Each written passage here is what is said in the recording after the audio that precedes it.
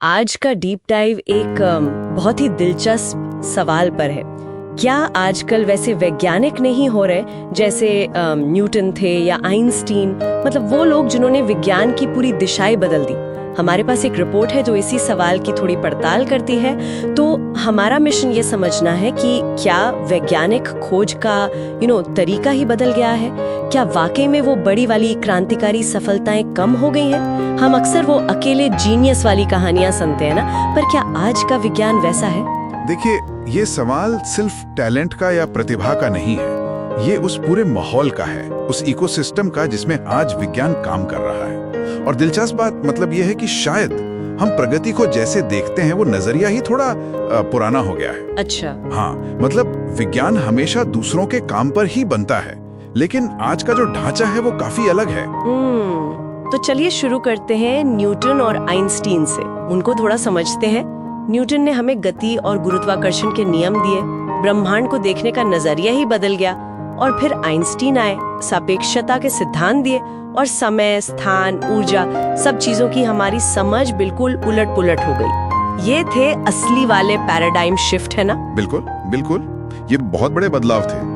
लेकिन ये याद रखना भी जरूरी है, जैसा खुद न्यूटन ने भी कहा था कि वो भी दिग्गजों के कंधों पर खड़े थे। हाँ। उनकी जो क्रांतियां थीं वो भी पहले के ज्ञान पर ही आधारित थी। हाँ। थॉमस कुन ने भी यही समझाया था कि पहले सामान्य विज्ञान चलता है, मतलब धीरे धीरे प्रगति होती है। हाँ। और जब मौजूदा थियरीज में बहुत सारी कमियां या विसंगतियां जमा हो जाती हैं, तब जाके वो क्रांतिकारी विज्ञान या पैराडाइम शिफ्ट का मौका बनता है। तो सवाल ये है कि क्या आज ऐसे बदलाव हो रहे हैं? क्योंकि कुछ डेटा तो कुछ और ही कहानी बता रहा है, जैसा आपने कहा। हाँ, ये बात गौर करने वाली है। एक बहुत बड़ा अध्ययन हुआ था हाल में। अच्छा, कितना बड़ा? करीब 4.5 करोड़ 45 मिलियन रिसर्च पेपर्स को एनालाइज किया गया। ओके। और उसमें ये पाया गया कि 1945 के बाद से जिसे हम विघटनकारी या डिसरप्टिव रिसर्च कहते हैं।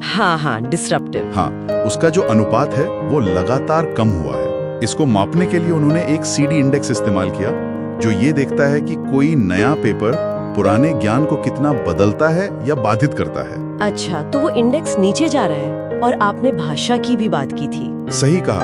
रिसर्च पेपर्स में जो भाषा इस्तेमाल हो रही है उसमें भी फर्क देखा गया है। जैसे खोज या इजाद करना या डिस्कवरी जैसे शब्द कम हो रहे हैं, और सुधार, बेहतर बनाना, इम्प्रूवमेंट जैसे शब्द ज्यादा इस्तेमाल हो रहे हैं। हालांकि देखिए, इसकी व्याख्या थोड़ी जटिल है। ऐसा भी हो सकता है कि आजकल इतने ज्यादा पेपर्स छप रहे हैं, हाँ, ये तो है, कि किसी एक पेपर का असर बट जाता है, वो कम डिसरप्टिव लगता है। और ये भी सच है कि धीरे धीरे होने वाला सुधार, मतलब इंक्रीमेंटल साइंस, वो भी बहुत जरूरी है।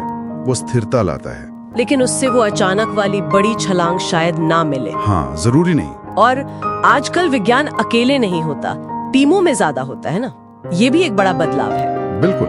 आज की जो जटिल समस्याएं हैं, चाहे वो कोई नई दवा बनानी हो या क्लाइमेट चेंज को समझना हो, इनके लिए अक्सर अलग अलग फील्ड के एक्सपर्ट्स को साथ मिलकर काम करना पड़ता है। सही बात है। और टेक्नोलॉजी का रोल तो बहुत ही बढ़ गया है। बिग डेटा, कंप्यूटर सिमुलेशंस, ये तो थ्योरी और एक्सपेरिमेंट के साथ साथ विज्ञान का तीसरा खंबा बन गए हैं, ऐसा कहते हैं। तो आज की जो बड़ी सफलताएं हैं वो अक्सर बड़े सहयोगी नेटवर्क से निकलती हैं। शायद आज का जीनियस कोई एक अकेला इंसान नहीं, बल्कि एक पूरी टीम है या एक नेटवर्क है। तो अगर दिमाग की कमी नहीं है, लोग हैं, टीमें हैं, टेक्नोलॉजी है, तो फिर ये विघटनकारी शोध कम क्यों हो रहा है?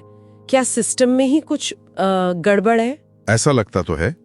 कई फैक्टर्स हैं, जैसे फंडिंग का तरीका। खासकर जो इंडस्ट्री से पैसा आता है वो अक्सर जल्दी नतीजे चाहता है, शॉर्ट टर्म फोकस रहता है। अच्छा।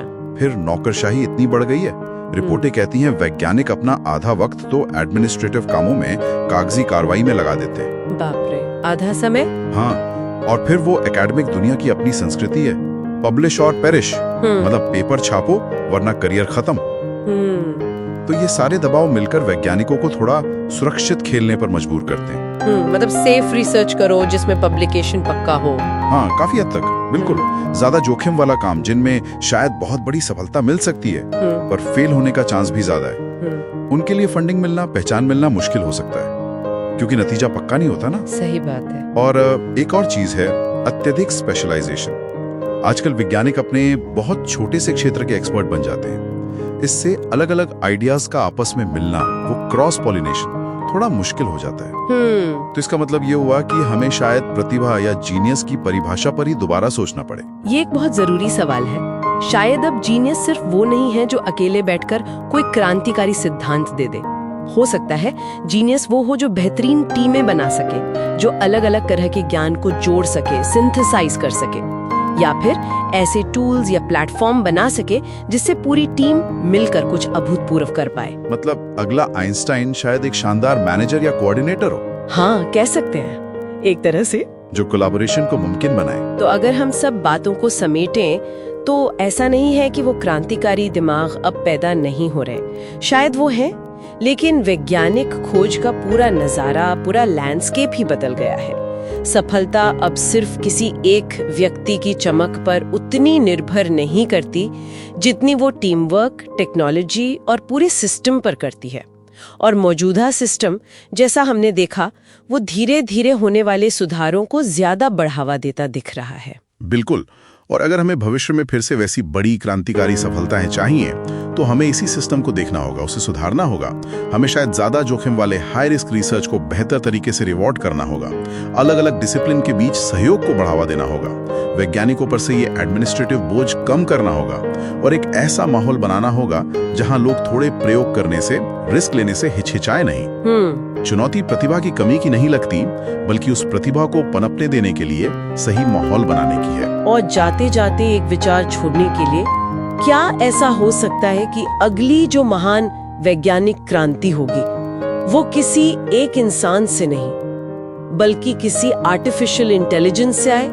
एक ऐसी एआई जो हमारे पूरे मानव ज्ञान को उन तरीकों से जोड़ सके, संश्लेषित कर सके जैसा हम अभी सोच भी नहीं सकते। ये सोचने वाली बात है।